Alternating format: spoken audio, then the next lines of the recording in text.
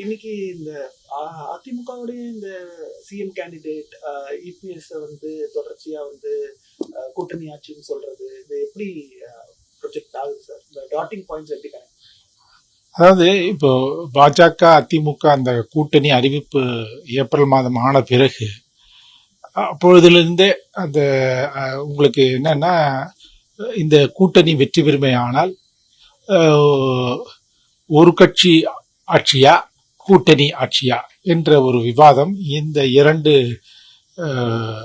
கட்சிகளிடையே நடந்து கொண்டு வருகிறது. இது வந்து முதல்ல வந்து அவர் அமித்ஷா அவர்கள் சொல்லும் பொழுது எடப்பாடி தலைமையில் நாங்கள் தேர்தலை சந்திப்போம், கூட்டணி இருக்கும் என்று சொன்னாலும் கூட அதுக்கு பிறகு அவருடைய சில அறிக்கைகளில் வந்து கூட்டணி ஆட்சி என்று ரொம்ப திட்டவட்டமாக கூறிவிடுகிறார். அதுக்கு பிறகு ஒரு இடத்துல வந்து இவருடைய பெயரை கூட, அதாவது அவர் எடப்பாடி அவர்கள் தான் சிஎமாக ஆகுவார் அப்படிங்கிற மாதிரி வெளிப்படையாக சொல்லலை. இன்னும் சொல்ல போனோம்னா அஇஅதிமுகவினுடைய பிரதிநிதி அதுலேருந்து ஒருத்தர் தான் நாங்கள் வந்து சிஎம் முதல்வராக ஆவார்னு சொல்லியிருக்காங்க.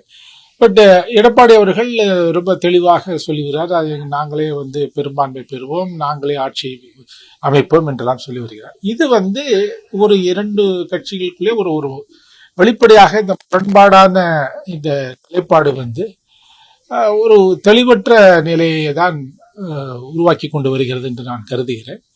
அது வந்து இது முதல்ல இந்த விவாதமே இப்பொழுதைக்கு தேவையில்லை. ஏனென்றால் தேர்தல் நடைபெறுவதற்கு இன்னும் 7-8 மாதங்கள் இருக்கின்றன. தேர்தல் வாக்குப்பதிவு நடக்கணும், அதுக்கு பிறகு முடிவுகள் வரணும், அதுக்கு பிறகு அதை வைத்து தான் வந்து கூட்டணி ஆட்சியா ஒரு கட்சி ஆட்சியா என்பதெல்லாம். அதனால இப்போதைக்கு இந்த விவாதமே ஒரு இந்த சர்ச்சையே வந்து தேவையற்றது. ஆனால் இந்த தொடர்ந்து வருகிறது.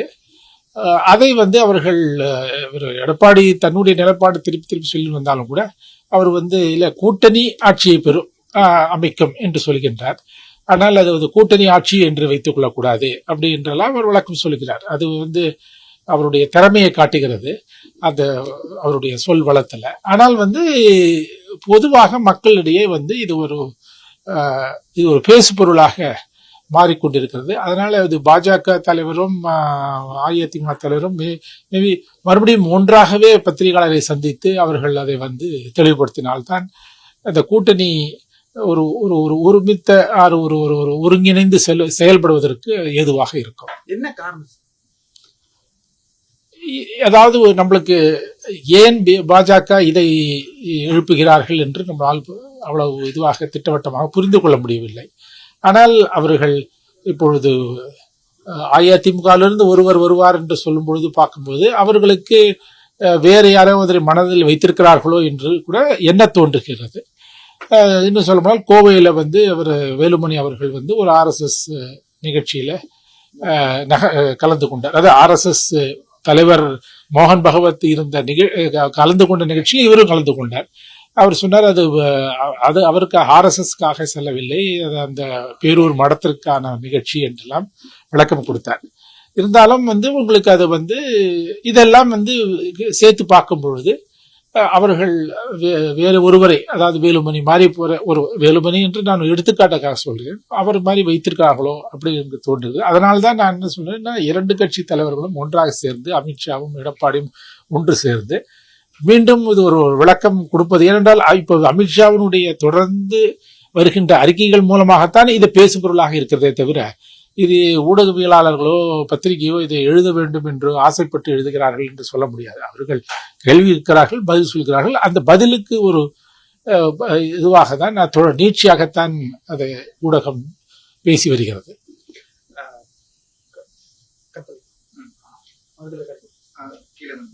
நான் பாத்துக்கிறேன்டா. மேல முதல்ல கராரம் இருந்துச்சா, அப்புறம் அப்படியே எடுக்க சொல்லிட்டேன். இல்ல கரெக்டா தான் இருக்கு. சரி, இன்னைக்கு Edappadi Palaniswami left parties communist கட்சிகளையும் விடுதலை சிறுத்தை கட்சிகளையும் எங்க கூட்டணிக்கு வாங்க, சிகப்பு கம்பளம் போட்டு உங்களை மரியாதையுடன் நடத்தக்கூடிய ஒரு இயக்கமாக அனைத்து இந்திய அண்ணா திராவிட முன்னேற்ற கழகம் இருக்கு. ஆனா விடுதலை சிறுத்தையோ இல்ல கம்யூனிஸ்டோ ஏற்கனவே அவங்க நிலைப்பாட சொல்லியிருக்காங்க, நாங்க உறுதியா அலைன்ஸ் இருக்கிறோம் டிஎம்கேவோட அப்படின்றது. எப்படி பாக்குறது, இவரோட அழைப்பு எப்படி பாக்குறது? அதாவது இப்போ நீங்க ஒன்று என்னன்னா, இப்போ 2024 தேர்தல் முடிவுகளை வைத்துக் கொண்டு பார்க்கும்பொழுது பாஜக அஇஅதிமுக கூட்டணி ஏற்பட்டாலும் கூட அந்த ஒருவேளை நம்ம அந்த தரவுகளை வைத்துக் கொள்ளும் பார்க்கும்பொழுது அவர்களுக்கு அதை விட இன்னும் அதிகமாக சில கட்சிகள் இருக்க வேண்டும் என்று அதுதான் அந்த நிதர்சனத்தை அது வெளிக்காட்டுகிறது அந்த முடிவுகள். அதனால அதனுடைய அதை அவர்களுக்கும் எடப்பாடி அவர்களுக்கும் தெரியும். ஏன்னால் அவர்கிட்டையும் எல்லா விதமான தரவுகளும் இருக்கின்றன. அதனால அவருக்கு புதுசாக சில கட்சிகளை சேர்க்க வேண்டும். அந்த தேடல் தான் அவர் விசிகேவை அழைக்கின்றார். விசிகே இதற்கு முன்பும் 2024 தேர்தலுக்கு முன்பு கூட பாஜகவிலிருந்து வெளியில வந்த பிறகு அப்பொழுது கூட விசிகே வருமா என்றெல்லாம் எதிர்பார்க்கப்பட்டது. ஆனால் விசிகே அஇஅதிமுக பக்கம் செல்லவில்லை. இப்பொழுது மீண்டும் அந்த ஒரு அழைப்பை விடுத்திருக்கிறார். இந்த முறை அவர்களோடு சேர்த்து இடதுசாரி கட்சிகளையும் அழைத்திருக்கிறார்.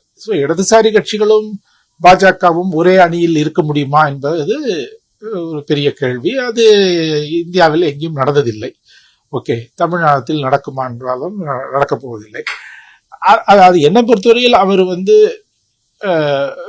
மிக ஆழமாக சிந்தித்து இதை சொல்லியிருப்பார் என்று நான் நினைக்கிறேன். அவர் என்ன சொல்லுகின்றார்னா, நீங்க திமுக அணியில நீங்க அவமானப்பட்டு இருக்கிறீர்கள், நீங்க எங்ககிட்ட வாங்க அப்படிங்கிற ஒரு எண்ணத்துல அந்த அர்த்தத்துலதான் அவர் சொல்லியிருக்காரு. அதனால பாஜக தன்னுடன் கூட்டணி இருக்கிறது என்பதையும் அவர், ஏனால் பாஜக கூட்டணி சேர்ந்ததே அவர் ஸ்டாலின் அவர்களுக்கு பொறுத்து கொள்ள முடியவில்லை. அதனாலதான் இப்படி சொல்லுகின்றார். அவர்கள் பாஜகவை பழிக்கிறாரு. திமுகவோட 1999 2001 கூட்டணி இருந்தார்கள் என்றெல்லாம் அவர் அந்த பழைய இதெல்லாம் நினைவுகளை எல்லாம் கூறிவிட்டு இப்ப சொல்லுகின்றார். அதனால பாஜக தன்னுடன் கூட்டணியில் இருக்கிறது என்பது அவருக்கு முழுமையாக தெரிந்தால் கூட இது ஒரு வாதத்திற்கு, இது ஒரு பேசுபொருளாக மாற வேண்டும் என்ற காரணத்திற்காக இடதுசாரிகளை அழைத்திருப்பார் என்று நினைக்கின்றேன். விசிகேவை பொறுத்தவரையில் அவர் 2023 அந்த செப்டம்பர் அவர்கள் பாஜகவோட கூட்டணியை முறித்து கொண்ட பொழுதும் அதுக்கு பிறகும் அவர்கள் விசிகே தன் பக்கம் வரும் என்று எதிர்பார்த்தார்கள் அஇஅதிமுக. ஆனால் அது நடைபெறவில்லை.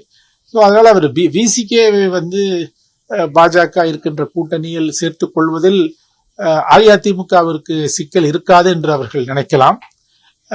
அது சாத்தியமா என்பதை பார்க்க வேண்டும். ஆனால் இடதுசாரிகள் நிச்சயமாக இருக்க முடியாது.